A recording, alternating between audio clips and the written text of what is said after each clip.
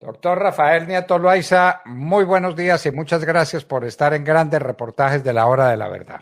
Doctor Fernando, muchas gracias a usted por la invitación y un saludo a todos los que nos oyen en la Hora de la Verdad.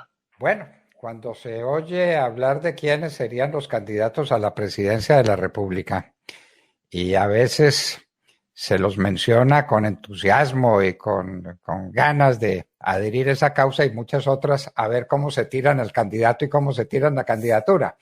Pero en todos los casos siempre se oye mencionar su nombre, doctor Nieto. ¿Qué le vamos a hacer? Usted está ahí en ese partidor automático. Y no le vamos a preguntar ni por la campaña, ni con quién se va a liar. Eso nos tiene sin cuidado.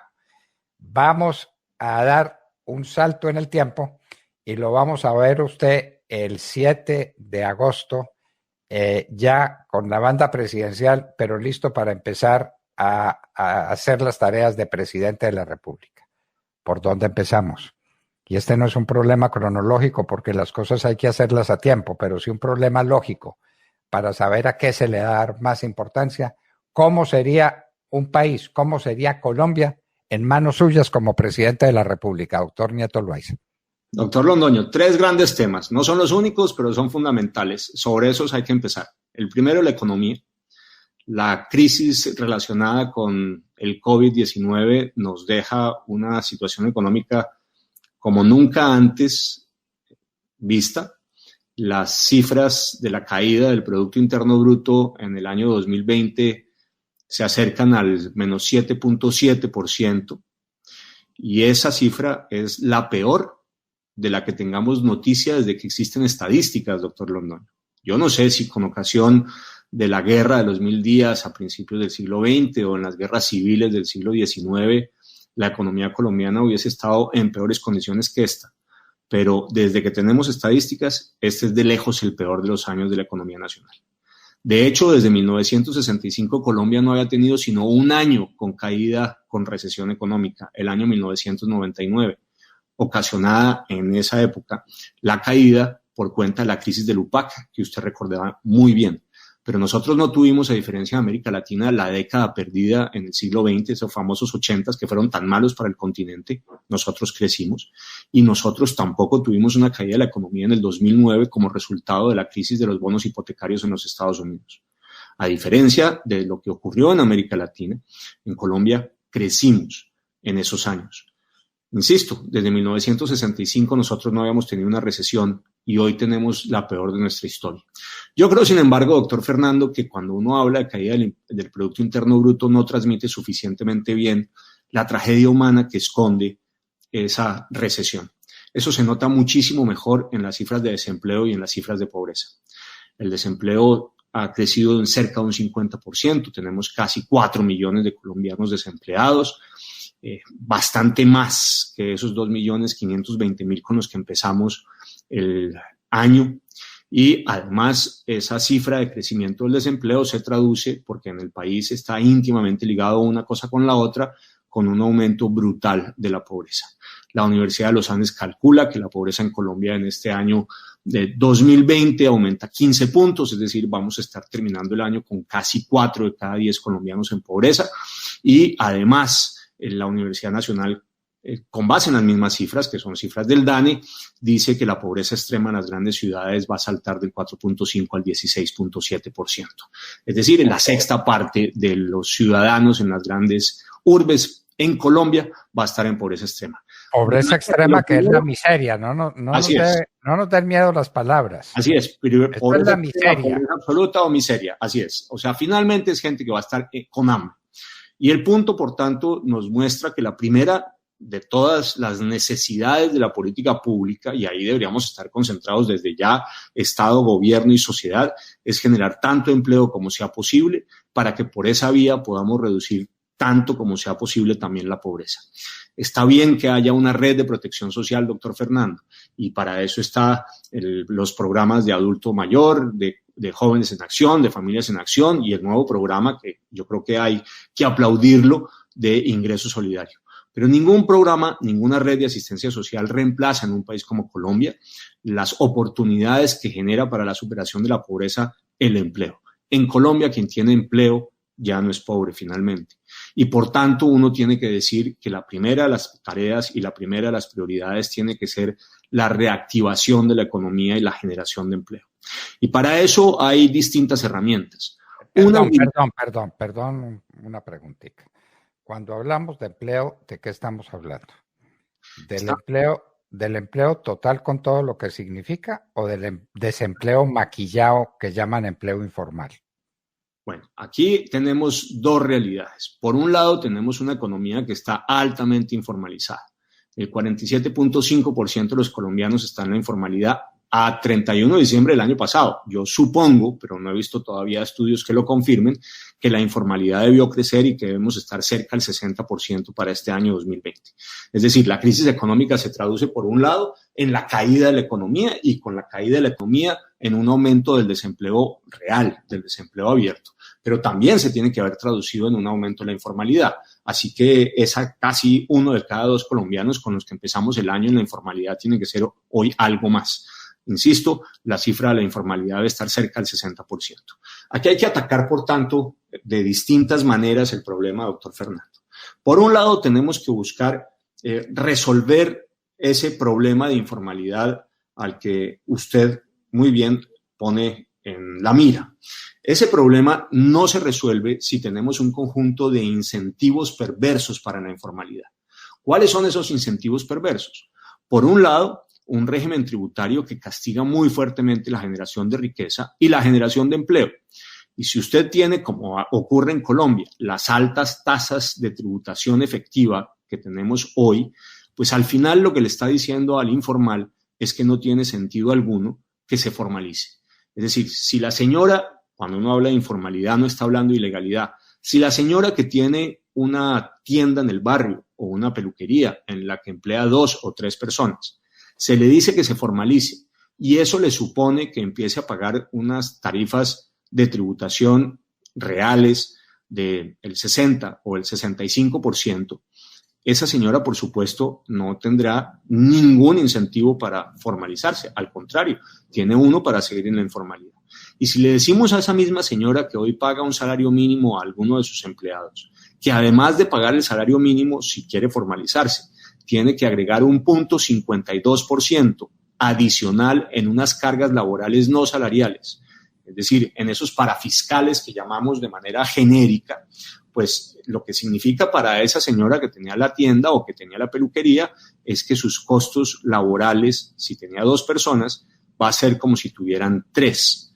Eso, por supuesto, hace que la señora al final no se formalice. Por un lado, tenemos que buscar tasas de tributación efectivas mucho más bajas que incentiven la formalización.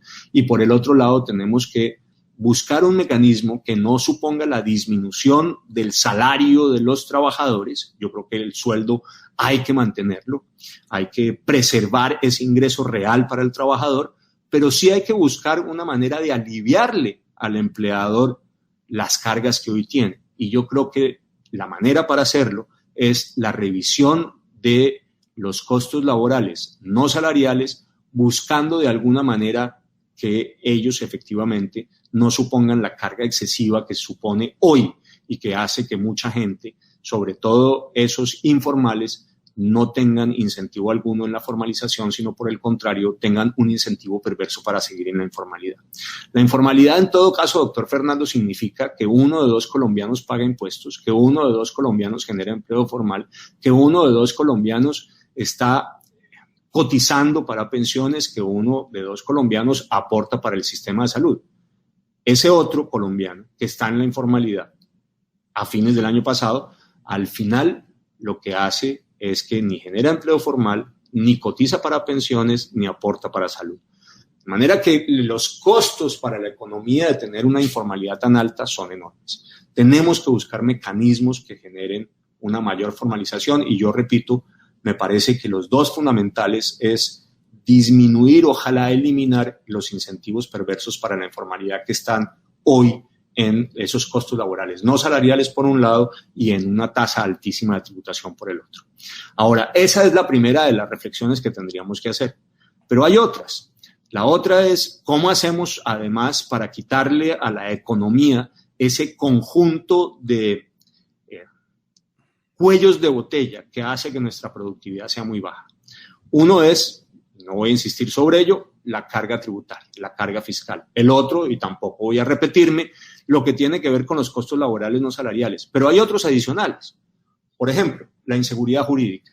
Tenemos que buscar, doctor Fernando, que la persona que va a emprender o el empresario sepa cuáles son las reglas de juego a mediano y a largo plazo y no esté sujeto al capricho, al arbitrio de lo que hoy efectivamente ocurre, que es que un juez va cambiando su posición sobre los mismos hechos y con las mismas normas de un caso a otro según el marrano.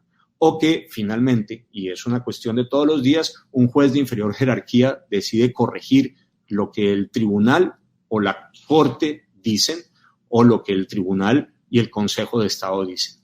Ese sistema no puede permanecer. Hay que buscar un mecanismo que nos dé garantías de seguridad jurídica y eso supone de alguna manera retomar una idea de una jurisprudencia que termine siendo obligatoria bajo unas reglas de juego claras. Eso creo que es vital. Pero hay otros incentivos que necesitamos para romper esos cuellos de botella.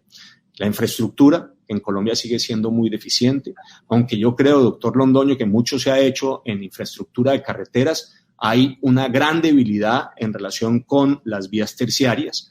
Me parece que el gran esfuerzo de infraestructura en carreteras tiene que hacerse ahí, de manera que el campesino, quien está en las zonas rurales, pueda acceder al mercado de manera rápida y eficiente y además no quedar sujeto a un intermediario que termina pagando poco y después vendiendo mucho más caro.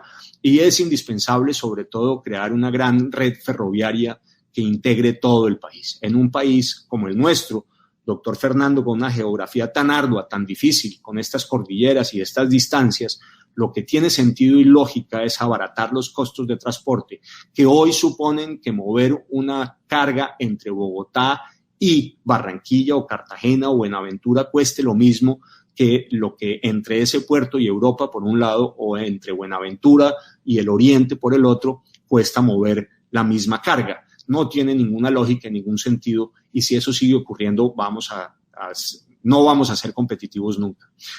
Para resolverlo hay que tener una red ferroviaria como tienen todos los grandes países, uno que integre desde Puerto Carreño en Bichada hasta Buenaventura, pasando por Bogotá y desde Ipiales hasta Cartagena, Santa Marta y Barranquilla, pasando por Medellín, Bogotá y Bucaramanga. Como empezamos a tenerla, es que recordemos que Colombia tenía una red ferroviaria mucho mejor que la de la mayoría de los países de América Latina, hasta que nos dio por hacer política con los ferrocarriles y los arruinamos.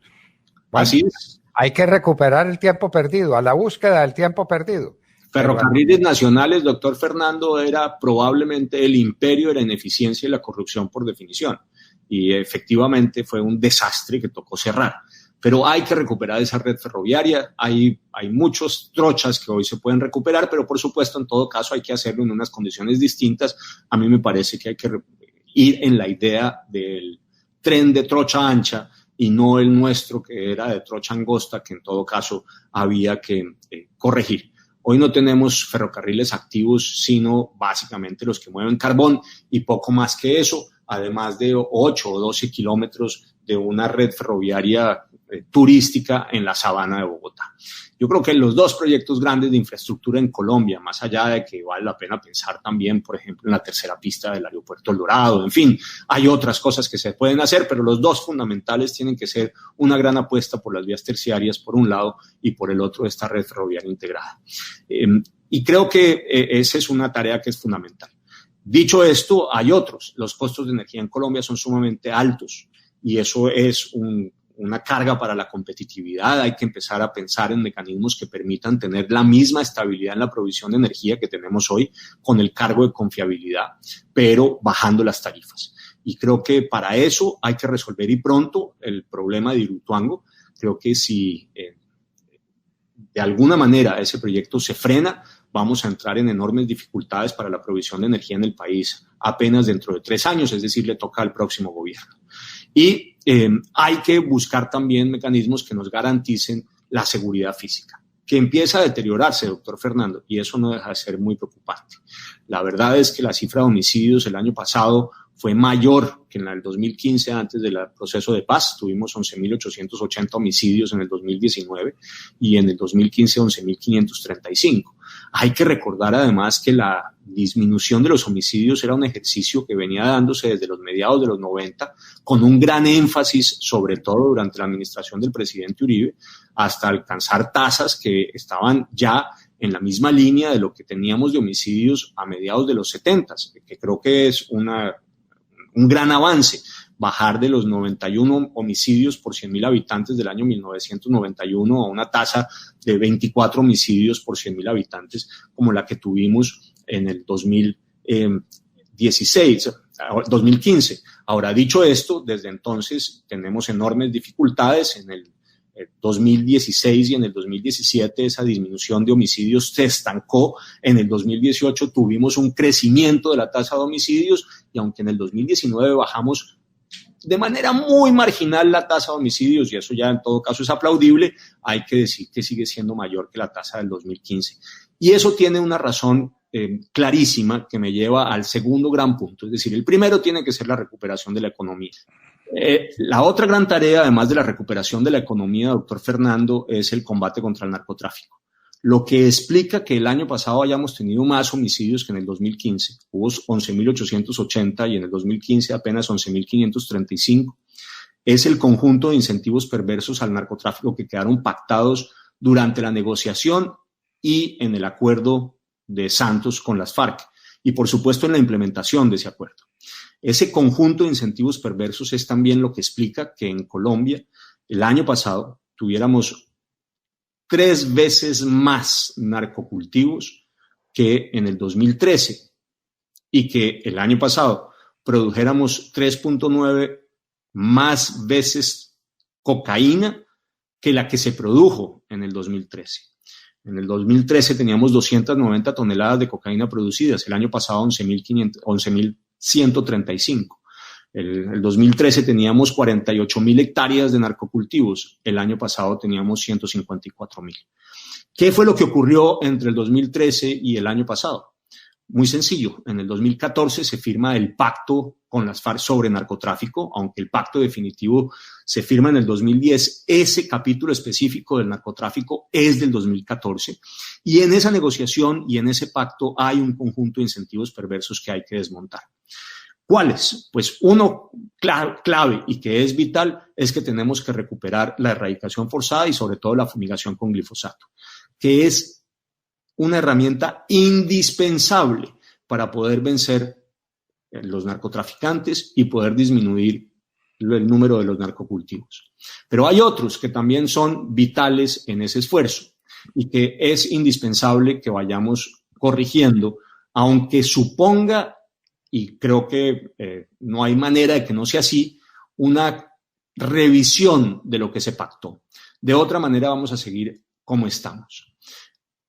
Por ejemplo, necesitamos y es indispensable que levantemos del todo la posibilidad de extraditar narcotraficantes sin límite. Y creo que ese ejercicio tiene que ser uno en el cual haya consenso nacional. 2, tenemos que rediseñar la política de sustitución de cultivos y reemplazar sobre todo los subsidios directos a los cultivadores con intervenciones estructurales que en lugar de beneficiar al campesino narcocultivador, es decir, a quien infringe la ley, genere un proyecto que beneficie a la región como un todo, incluyendo al campesino que se dedica a sembrar papa, arroz, yuca, cacao. El ejercicio de las transferencias monetarias directas, doctor Fernando, la que se entregan por parte del Estado a los narcocultivadores, es una ruptura al principio de igualdad frente a la ley que no tiene excusa, porque además termina siendo un mensaje ético y pedagógico terrible, donde el Estado premia a quien viola la ley en lugar de hacerlo a quien la respeta, pero además constituye un incentivo para que ese campesino que estaba siempre en la siembra legal se pase al narcotráfico, porque ahí sí, si se pasa la ilegalidad, recibirá una ayuda que de otra manera no tendría. Y eso efectivamente es, creo, buena parte de lo que explica el crecimiento de los narcocultivos desde el 2014 hacia acá. Ahora, hay que fortalecer sin duda a la fuerza pública. Es indispensable una fuerza pública que viene muy debilitada en sus 4 pilares sustantivos desde esa negociación. Ya hoy no tenemos una voluntad política clara para vencer a los violentos y combatir el narcotráfico. Yo me atrevo a decir que incluso hay una fractura de carácter institucional, que es lo que explica decisiones como la de la Corte Constitucional de prohibir la fumigación aérea con glifosato de los cultivos de coca, pero que explica también decisiones como las que han tomado ciertos jueces de impedir el uso de gases lacrimógenos para el control de manifestaciones y protestas que se salen de madre, o el de la escopeta de .12 que usaban también para el mismo propósito la policía. Son ejemplos que muestran que el consenso que existió en algún momento para combatir a los violentos y el narcotráfico se rompió, y en esas condiciones va a ser sumamente difícil que podamos salir adelante. Pero la segunda columna vertebral también está claramente debilitada. ¿Cuál? La que hacía de la cooperación de la fuerza pública con los ciudadanos una de las vértebras sustantivas en las que se tuvieron los éxitos de la política de la seguridad democrática en los primeros años de Santos, que además fueron muy exitosos. La tercera, que es la fortaleza y la capacidad de los aparatos y las operaciones de inteligencia y contrainteligencia, está también seriamente fracturada. Ningún área dentro de la fuerza pública más golpeada en todos estos años que la de inteligencia. Tanto así que mucha de la información que se ha filtrado a los medios de comunicación contra las mismas fuerzas militares proviene de agentes de inteligencia o de contrainteligencia. Y por último, la cuarta de las columnas vertebrales de esa estrategia, que era la superioridad aérea, también ha sido seriamente afectada. Lo que hoy tenemos es que hay menos pilotos con autonomía de vuelo, menos aeronaves para hacer operaciones de bombardeo o helicotransportadas, menos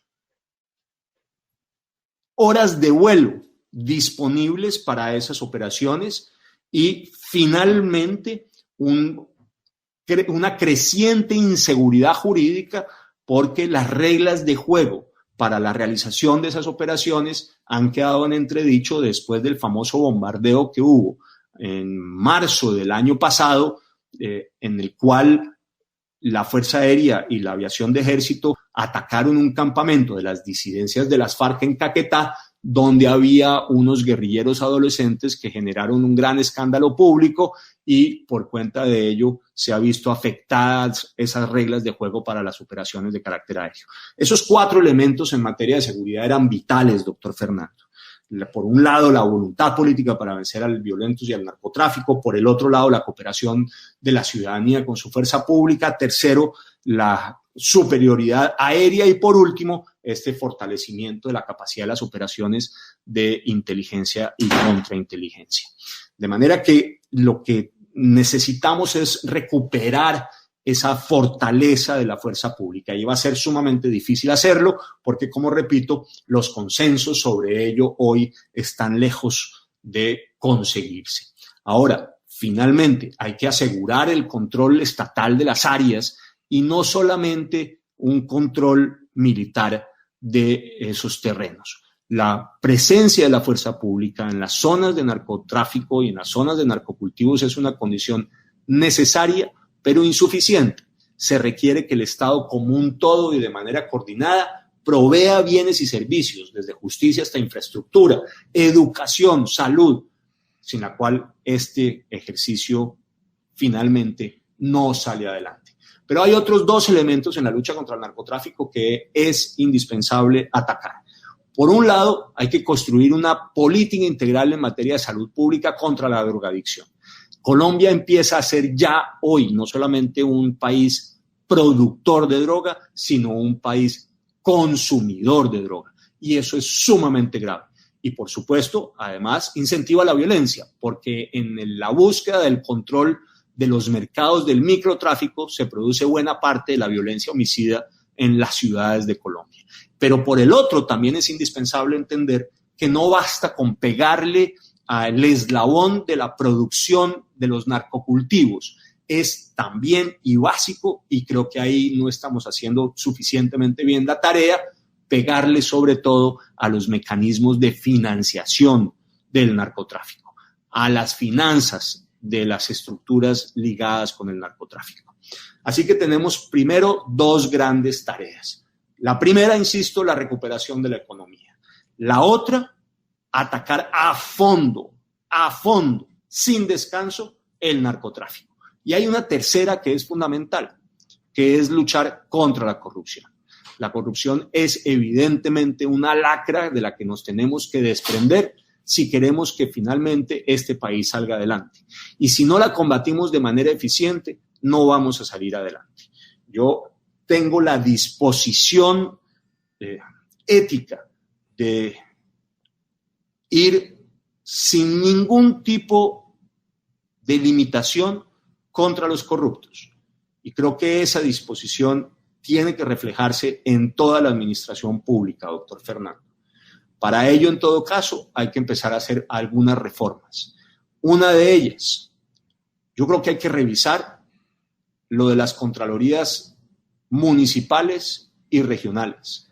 La inmensa mayoría de esas contralorías, muy pocas son las excepciones, es fuente de corrupción y además de burocracia y clientelismo. Una corrupción que termina siendo avalada precisamente por la actuación de esa Contraloría, que además termina por ser cómplice y no un mecanismo de control. Eso, Perdóneme aquí un pequeño paréntesis para recordarle que eso estaba incluido en el referendo del año 2012. Claro, y que eso fue aprobado en el Congreso de la República y que eso estaba en marcha, pero pues desgraciadamente tuvimos el 1.000.000 de cédulas de la noche anterior que usted descubrió siendo mi viceministro y que para pasmo de nosotros ahí perdimos el referendo y se perdió todo ese tiempo, claro. En ese referendo, doctor Londoño, todas las preguntas sin excepción consiguieron más del 90% de los votos favorables, pero la única que terminó siendo aprobada fue la primera, porque fue la única que pasó el umbral. Las otras se quedaron porque siendo todas votadas por el sí, no alcanzaron el umbral, y no alcanzaron el umbral precisamente por la explicación que usted dio. La noche anterior se cambió el censo con el cual se hacía ese referendo. Pero bueno, esa es historia patria con unas graves consecuencias para el país. Creo que el país sería otro distinto y mucho mejor si ese referendo se hubiera aprobado en su integralidad y hubiera superado el umbral. Tenemos, en todo caso, no nos queda otra opción que concentrarnos en el futuro que viene. Pero insisto, yo creo que la eliminación de las contralorías y el fortalecimiento de la Contraloría General es parte de lo que tenemos que hacer. Lo segundo, creo que hay que conseguir una dificilísima reforma del sistema de administración de justicia. No vamos a poder ser exitosos en la lucha contra la corrupción si no hacemos una reforma profunda del sistema de administración de justicia. Entre otras razones, doctor Fernando, porque en la administración de justicia se ha enquistado la corrupción. A mí no se me ocurre peor ejemplo de corrupción que el cartel de la toga. Es decir, uno en el cual los magistrados del tribunal más importante del país, la Corte Suprema de Justicia, en su sala penal, además, no en las otras, terminan vendiendo sus decisiones judiciales a cambio de unas monedas. No creo que haya peor ejemplo que ese de la corrupción y de la necesidad de una reforma profunda del sistema de administración de justicia. Sin esa reforma profunda, doctor Fernando, yo creo que cualquier lucha contra la corrupción queda coja. Tercero, yo creo que es indispensable fomentar aún más los pliegos tipo. Hoy parte de la corrupción se cuela a través de la introducción en los pliegos de contratación de un conjunto de pequeñas cláusulas que tratan de pasar desapercibidas, pero que están dirigidas a que no puedan concursar algunos en esa licitación, porque terminan no cumpliendo con esa pequeña cláusula que se introdujo con ese propósito específico, o al revés, que terminan beneficiando a unos que entran a concursar porque son los únicos que terminan cumpliendo con ese requisito adicional que se establece en ese pliego. Los pliegos tipo tienen la ventaja de que evitan ese tipo de manipulaciones en la contratación pública. El impulso a los pliegos tipo, la ampliación de su uso tanto como se pueda dentro de la administración pública nacional, regional y local, creo que es vital en la lucha contra la corrupción. Hay un elemento adicional que creo que es indispensable en este ejercicio que tiene que ser de todos en la lucha contra la corrupción, que es la digitalización, la automatización, la virtualidad en los procesos de contratación pública, tanto para la elaboración de esos procesos de contratación y la contratación misma, como para la ejecución de los contratos. La virtualidad ha demostrado en los países nórdicos que permite un acceso directo al ciudadano a lo que está ocurriendo durante el proceso de contratación, a lo que ocurre en la contratación misma y después en la ejecución del contrato, y creo que esos elementos de transparencia son fundamentales. Pero hay un último elemento que también creo que tendremos que reconocer, doctor Londoño, estamos lejos de alcanzar. No hay esfuerzo institucional o normativo que se pueda hacer para ser efectivos en la lucha contra la corrupción si no construimos, o permítame usted ser más enérgico, si no reconstruimos una ética pública que respete finalmente el erario público con la conciencia de que ese erario público en realidad es el dinero de nosotros, es el dinero de todos, es el dinero de los ciudadanos. El Estado no es el dueño de su erario. Finalmente, lo que el Estado tiene es porque nosotros, los ciudadanos de a pie, lo hemos entregado a través del pago de nuestros impuestos, o a través de las regalías, o a través de los sistemas en general en los cuales el Estado recoge unos recursos que los recoge en todo caso de los ciudadanos. El Estado no produce nada, el Estado no es dueño de nada. El erario público es nuestro erario, es el erario de todos. Y yo creo que esa toma de conciencia es fundamental. Y sobre ello, la importancia de cuidar cada uno de los pesos, porque destinado a estar en el bolsillo sucio de unos funcionarios, deja de estarlo en la provisión de los servicios públicos esenciales para todos los colombianos. Si no tomamos conciencia de que la reconstrucción del tejido ético de la sociedad colombiana es fundamental, no vamos a salir para adelante. Y en esa tarea, doctor Londoño, creo que es básico lo que se puede hacer, recuperando la enseñanza del civismo y de la ética en los colegios y teniendo una tarea de revisión profunda de lo que hoy son los pensum de formación en las universidades, que creo que ciertamente no está siendo adecuadamente ejecutado y transmitido como lo que está siendo demostrado por cuenta de lo que vivimos hoy. Creo que esos son los tres grandes temas que tienen que mover la agenda nacional. No los únicos, pero sí los fundamentales. Repito, la reconstrucción de la economía para la generación de empleo y para la eliminación de los cuellos de botella en la productividad, la lucha frontal contra el narcotráfico y el fortalecimiento de la fuerza pública y una lucha sin descanso contra la corrupción.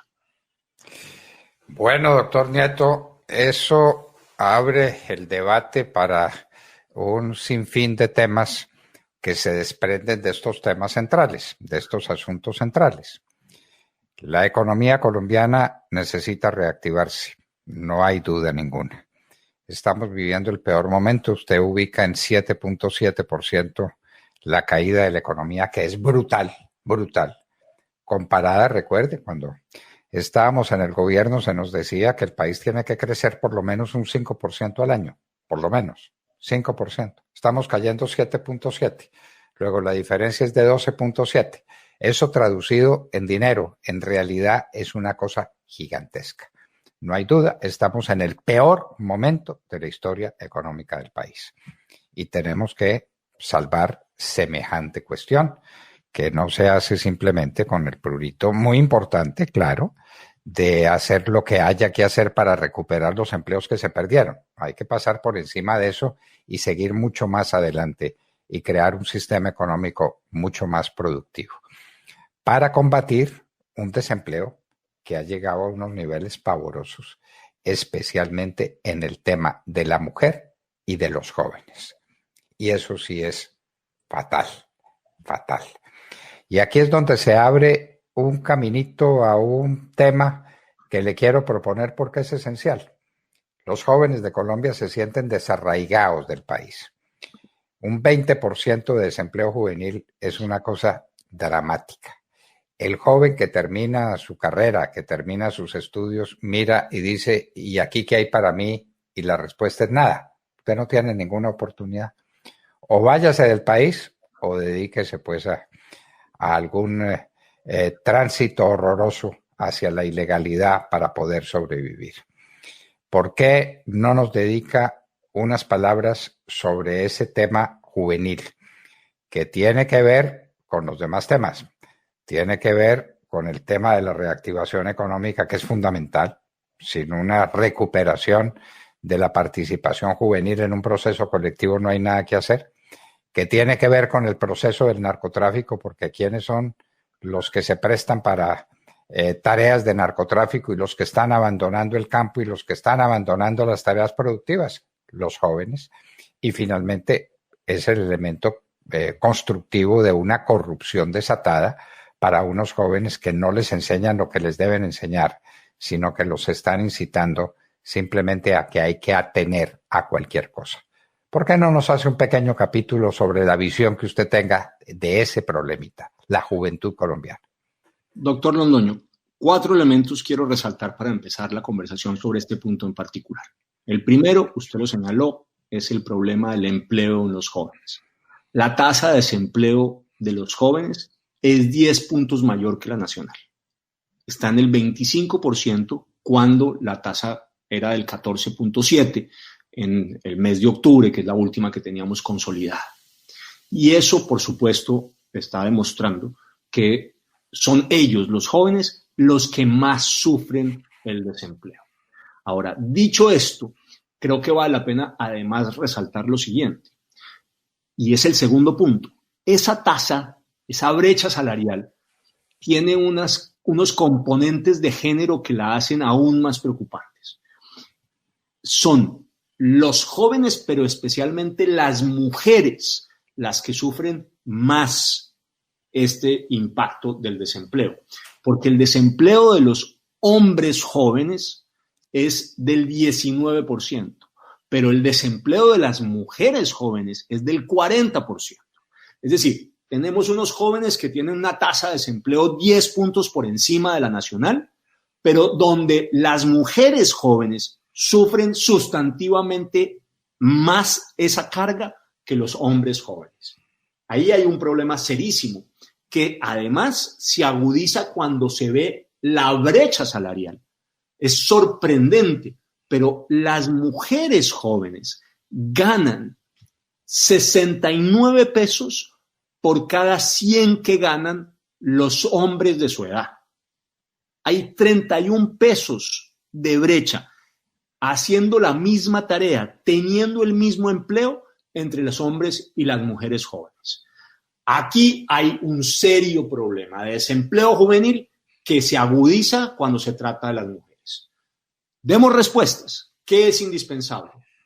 En mi opinión, profundizar los beneficios para los empresarios que empleen jóvenes. Creo que eso es básico. Hay que entregar más incentivos para que el empresario contrate a los jóvenes. Primero. Segundo, hay que impulsar con mayor fuerza los estímulos a los emprendimientos.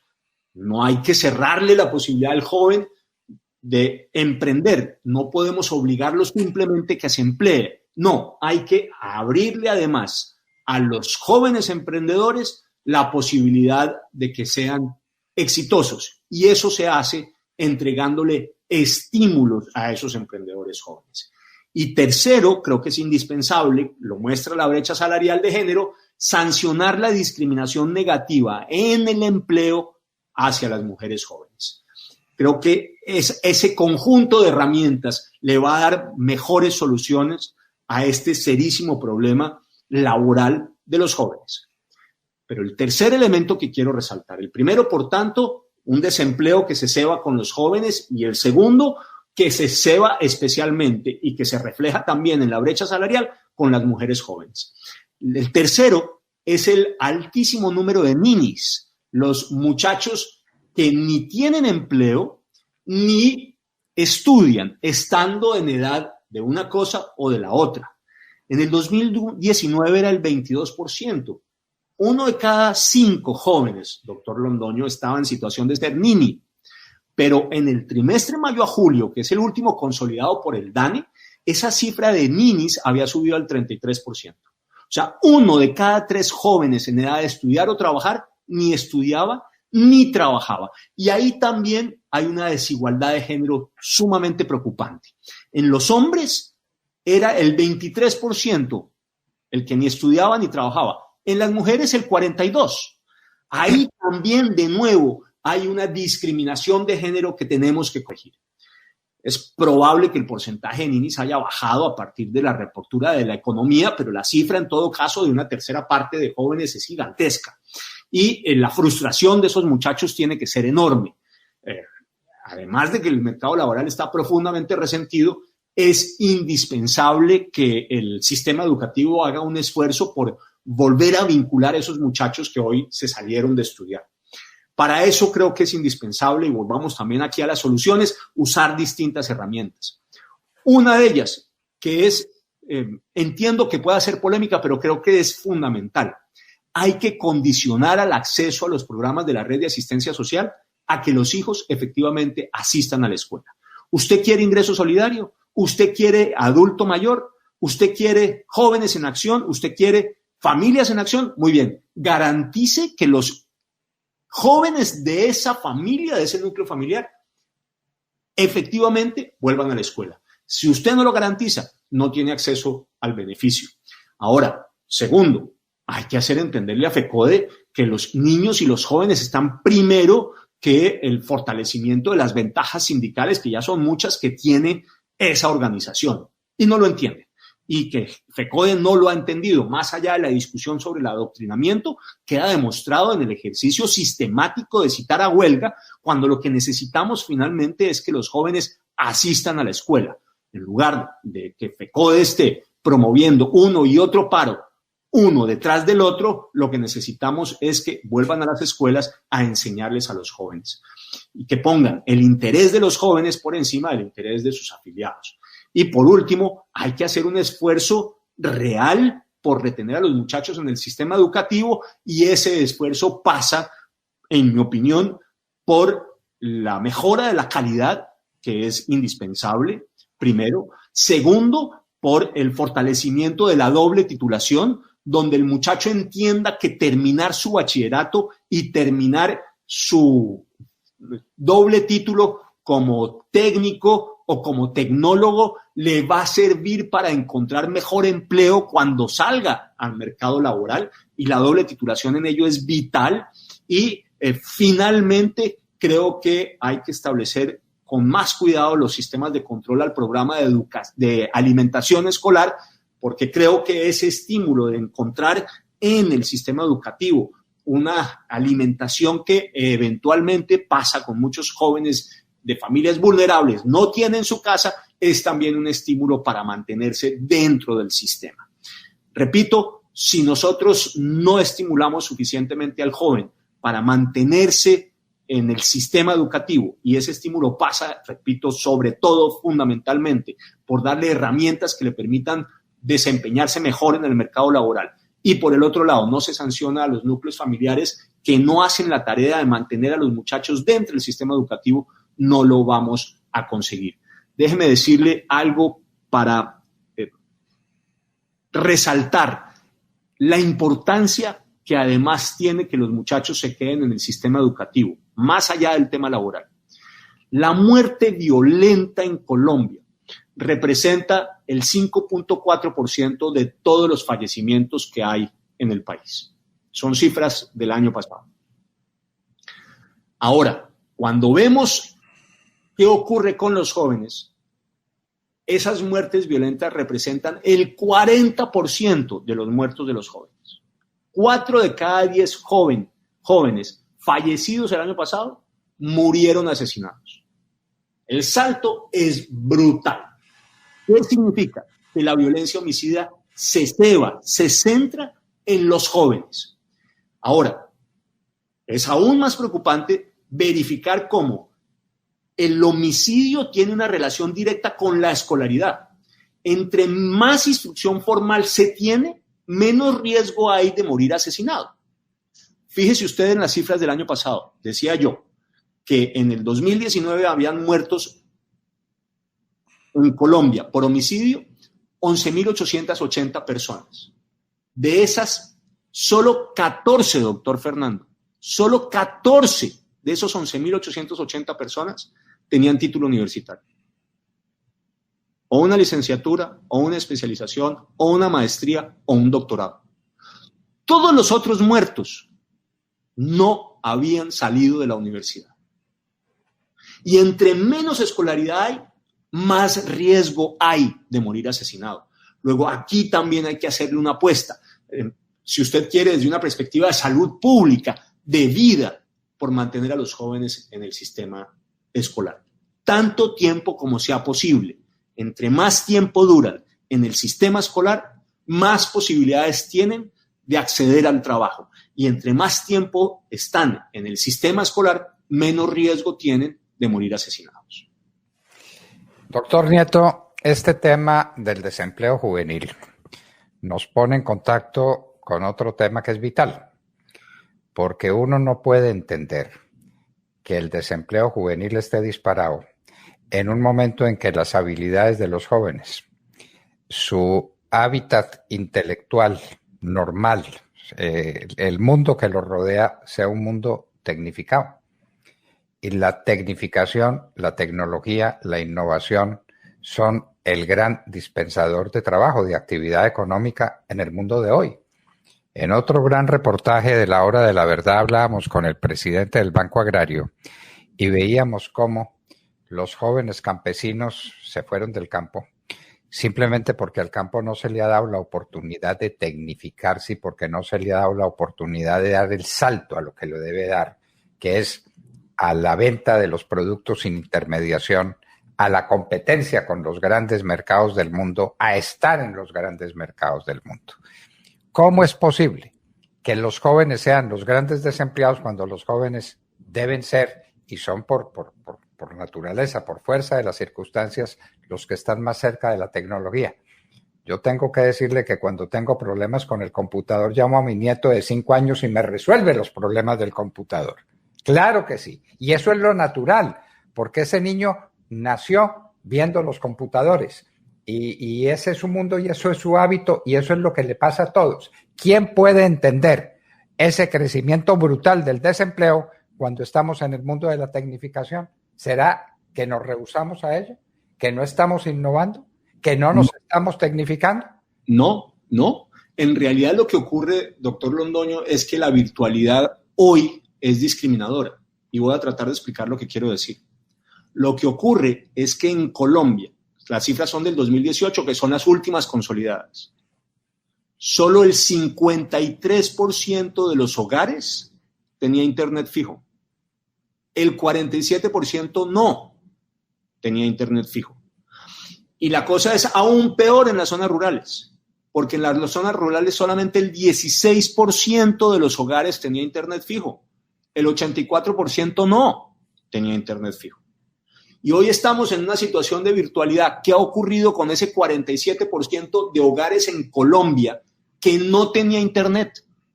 Que todos esos niños y esos jóvenes quedaron por fuera del sistema educativo.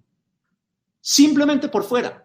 Y repito, es que en las zonas rurales solamente el 14% tiene internet fijo. O sea, el 86% de los niños y los jóvenes campesinos quedaron por fuera de la educación virtual. De ese tamaño es el problema. Lo primero que tenemos que conseguir es la conexión de todos los colombianos. es un fenómeno de conectividad, de cobertura del sistema, sin el cual estamos perdidos. Ahora, ¿quiénes son los que no tienen en las ciudades ese Internet? Los más vulnerables, los que no lo pueden pagar. Y en muchos hogares que sí lo tienen, ¿quién era el que ocupaba el Internet? El padre o la madre que tenía que trabajar en ese computador, porque no tenían posibilidades de que hubiese otro computador o de que hubiera al mismo tiempo una conectividad de dos en la familia. ¿Quién terminaba sacrificado? Necesariamente el niño o el joven. Así que la primera gran tarea es conectar a todos los colombianos. Yo creo que ese problema hay que resolverlo. En las zonas rurales es claramente, fundamentalmente, uno de conectividad. En las zonas urbanas es uno de conectividad relacionado con el ingreso, sobre todo. Y por tanto habría que pensar en mecanismos que permitan, de alguna forma, que se generen incentivos, bien vía subsidios, bien vía estímulos de otra naturaleza, para esa conectividad de tantos colombianos que hoy no la tienen. Si usted tiene un país donde solamente el 53% tiene internet en su hogar, doctor Londoño, ¿por qué se sorprende que haya tantos jóvenes en un mundo tecnificado que en todo caso no puedan acceder a los beneficios de esa virtualidad y esa tecnología que deberían ser una herramienta de progreso? No, es que la verdad, y eso no nos lo dicen, es que en esta pandemia la virtualidad ahondó las desigualdades. Y por eso es tan importante, repito, que la gente de FECODE no pare, que la gente de FECODE esté dispuesta a ir a la clase, a dar la clase, porque si no va a dar la clase, ese muchacho joven que no tiene conectividad se salió del sistema educativo. Claro, con lo que usted me ha contestado, porque me dijo que no, que yo estaba equivocado y resulta que me dio la razón. Estamos abandonando la ciencia y la tecnología como elemento esencial de desarrollo. Es que es esencial. Es que en el mundo de hoy uno no puede decir yo voy a hacer economía de esta manera manual, no tecnificada, o la voy a hacer tecnificada. Es que no hay alternativa.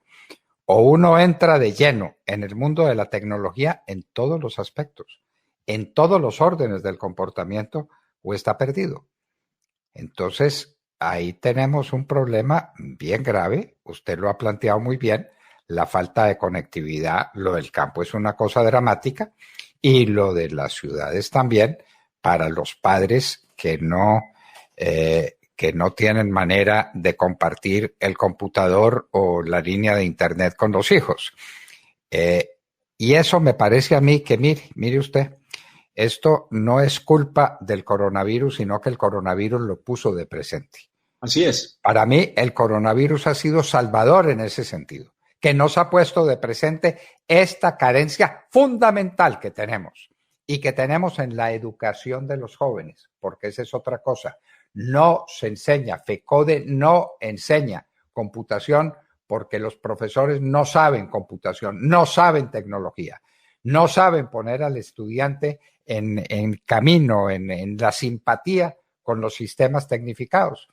Como no les pueden enseñar a hablar inglés. Mire que parece una cosa sencilla y menuda. Para mí, un joven que se gradúa hoy de bachiller y más de universidad, que no sepa hablar inglés, es un analfabeto. Pero así de sencillo y así de duro se lo digo. Es que el mundo de hoy se globalizó. El inglés lo hablan los chinos, los rusos, los japoneses, los alemanes. Todo el mundo se puso de acuerdo y resolvió hablar inglés. Y la gente en Colombia está por fuera del mercado porque no está ni tecnificada ni tiene la herramienta fundamental del idioma. Eso es absolutamente cierto. La educación debe ser bilingüe, pero para que haya educación bilingüe necesitamos que haya, usted lo ha dicho muy bien, profesores bilingües, que no hay, evidentemente, no existen. Y ese es otro problema, digamos, necesitamos en todo caso una educación de calidad que no tenemos. Lo que muestran las pruebas PISA internacionales, que son las que se hacen a partir de la OCDE a estudiantes del mismo curso en los distintos países, en la misma prueba, es en la misma prueba para los estudiantes del mismo curso en todos los países, muestra Colombia clasificando siempre entre los últimos en matemáticas, en ciencias y en comprensión del lenguaje. Y es una falla, doctor Londoño, que no es solamente el sistema público, también de la educación privada, con muy pocas excepciones. Hay unos muy pocos excepcionales estudiantes de muy buenos colegios privados que puntúan muy bien en esa prueba PISA. Pero la inmensa mayoría de los estudiantes de los colegios privados y prácticamente todos los estudiantes de los colegios públicos puntean muy mal. Nuestro sistema educativo no solamente tiene problemas como las que he señalado de cobertura, sino que tiene una pésima calidad. Y creo que la mejora de la calidad del sistema educativo debería ser una de las grandes prioridades.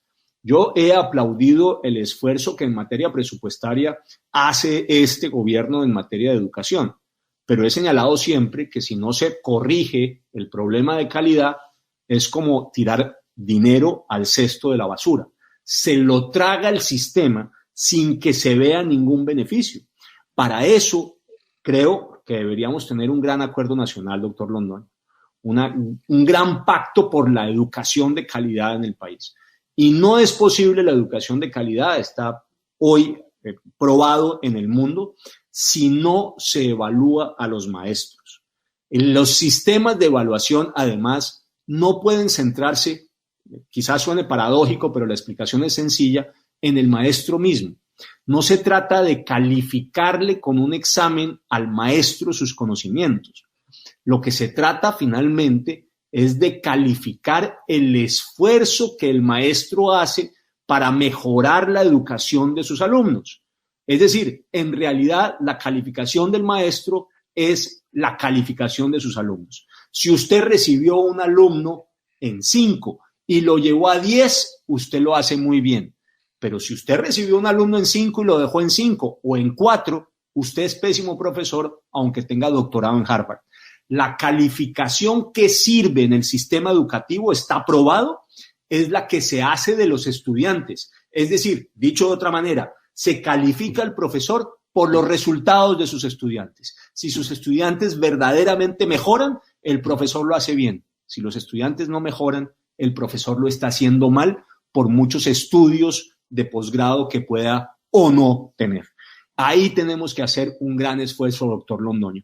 O hacemos educación de calidad, bilingüe y, por supuesto, que usted lo ha señalado, para la tecnología, o no avanzamos por mucho dinero que se siga gastando, yo me atrevo a decir, malgastando en el sistema educativo. Le quiero hacer una observación.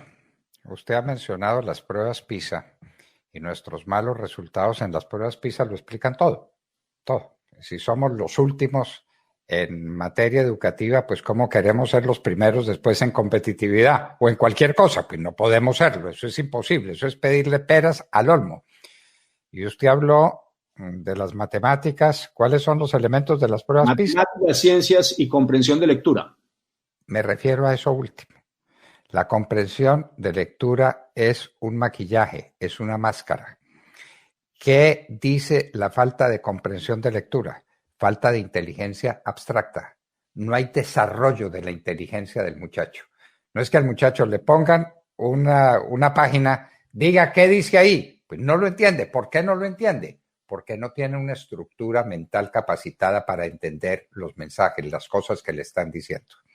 Eso es mucho más grave que la comprensión de lectura, ¿no? Porque uno toma la comprensión de lectura como un problema de gramática o de castellano o de quién sabe qué. No, es un problema mucho más grave. Si fallamos en comprensión de lectura es porque tenemos muchachos sin inteligencia abstracta. Y hay un desafío gigantesco, gigantesco. Y hay que emprender el camino ya. Y decimos todos, pero ¿cómo es esto de los profesores y de los profesores que no rinden y de los profesores que no son capaces? Pues es que las escuelas de enseñanza de profesores no les enseñan. ¿O usted cree que en la pedagógica es obligatorio que el alumno termine sabiendo hablar inglés? Por supuesto. Estoy absolutamente seguro de que no. Bueno, por eso. Y entonces, ¿cómo quiere usted tener educación bilingüe? Es en la pedagógica donde debiera ser desde el primer día obligatorio, absolutamente obligatorio el inglés y ojalá varias materias en inglés para que los estudiantes, los que terminen su carrera pedagógica, sepan hablar inglés, estén familiarizados con la tecnología y entremos en ese mundo apasionante, nuevo, transformador, que es la tecnología, que no puede ser visto como el Satanás capitalista, sino que tiene que ser visto como el mundo moderno. El mundo moderno o es con tecnología o no es. Así de fácil, así de sencillo. Bueno, tareita grande la que usted se quiere echar encima, doctor Nieto, ¿no? Y uno se pregunta cómo personas tan inteligentes como usted quieren ser presidentes de la República y asumir semejantes compromisos y semejantes desafíos. Vocación de servicio público, doctor Fernando. El mismo que tiene usted. Y vocación de servicio público y vocación para el martirio también. Porque, sí, más en un país como el nuestro, donde la política está satanizada, donde las personas que hacen política son vistas por la inmensa mayoría de la población por definición como corruptos, en buena parte con razón, porque hay muchos políticos corruptos. El problema es que la generalización desestimula a la gente sana y a la gente preparada para entrar a la política porque nadie quiere asumir ese costo reputacional. Usted sabe muy bien que basta con entrar a la política en Colombia para que muchos lo señalen a uno de corrupto de entrada, aunque uno no tenga contratos ni tenga parientes en el servicio público, en fin, basta con que usted diga que está en la política y ya tiene un estigma. Ahí esa es una lucha que tenemos que empezar a ganar. Claro, por supuesto, es indispensable ser exitosos en la lucha contra la corrupción y que haya muchos más políticos honestos que los que hay hoy. Pero al final, usted lo sabe muy bien, más allá de la vocación de martirio, es la vocación de servicio público, es la vocación hacia el bien común. Es la idea de que tenemos que trabajar por dejar una Colombia más justa, más segura, más próspera para todos, incluyendo nuestros hijos, y Dios lo quiera, también nuestros nietos. Y es el reconocimiento de que si nosotros no nos encargamos de hacer la política, la seguirán haciendo mal los politiqueros de siempre y además hoy, para estas elecciones, con un riesgo adicional. El riesgo de que los populistas de izquierda terminen en el poder. Y ahí sí, usted lo sabe porque la historia lo demuestra, doctor Londoño, quién sabe cuántas décadas nos va a traer de dolor, de sangre, de llanto, de pobreza y de miseria, esa izquierda populista si termina llegando a la Casa de Nariño. Hay elecciones que normalmente ocurren en una democracia entre gobierno y oposición, y uno finalmente como ciudadano escoge y vota por el candidato que asegura continuidad al gobierno que a uno le gusta o por el de la oposición, si uno tiene distancias con el gobierno de turno. Pero no se ponen en entredicho ni el sistema democrático, ni la economía de mercado, ni el modelo económico. Pero hay elecciones como la de 1998 en Venezuela, donde en realidad lo que está en juego es el sistema.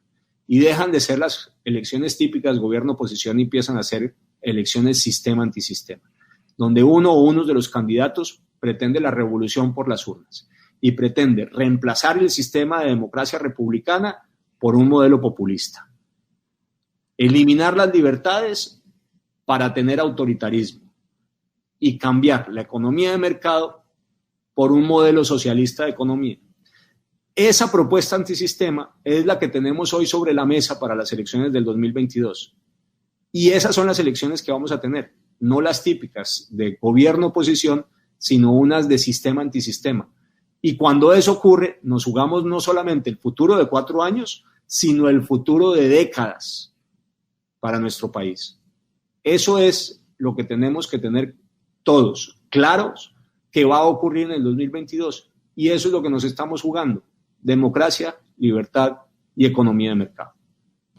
Nada menos que eso. Y aquí tenemos un candidato de excepción para una transformación nacional que no es un cuento, que no es un eslogan, que no es una súplica para el electorado, sino que es un imperativo de los tiempos. O esto se transforma, o innovamos por completo la vida del país, le abrimos los espacios hacia el mundo moderno, o estamos perdidos. Estamos perdidos. Lo de Venezuela, el hambre de Venezuela no es inexplicable ni es sorpresivo. pues es que el que maneja el país es el señor Maduro, que es un hombre harto burdo e incapaz de comprender estas cosas por su ignorancia y por su ineptitud. Pero Venezuela tomó ese camino, ahí está, muriéndose literalmente de hambre, sin ninguna posibilidad de respuesta inmediata, porque hay que hacer una transformación tan dolorosa y tan larga que uno no sabe cuándo pueda ser posible. Eso es lo que nos estamos jugando en Colombia, queridos amigos, de manera que tenganlo presente para estas elecciones. El presidente Uribe lo dice todos los días, lo dice mucha gente, pero lo ha explicado mejor que nadie en este grande reportaje de La Hora de la Verdad, Rafael Nieto Loaiza, que por su vocación de servicio público y por la comprensión real que tiene de los problemas del mundo. Aquí no hay que pensar en la parroquia, como decía Fernando González. Aquí hay que tener mentalidad cósmica, y usted la tiene, y muy pocos la tienen en Colombia. Doctor Rafael Nieto Loaiza, un abrazo. Muchas gracias por estar en La Hora de la Verdad y que esa voluntad suya de servicio público la refrenden los ciudadanos colombianos en las urnas. Muchísimas gracias.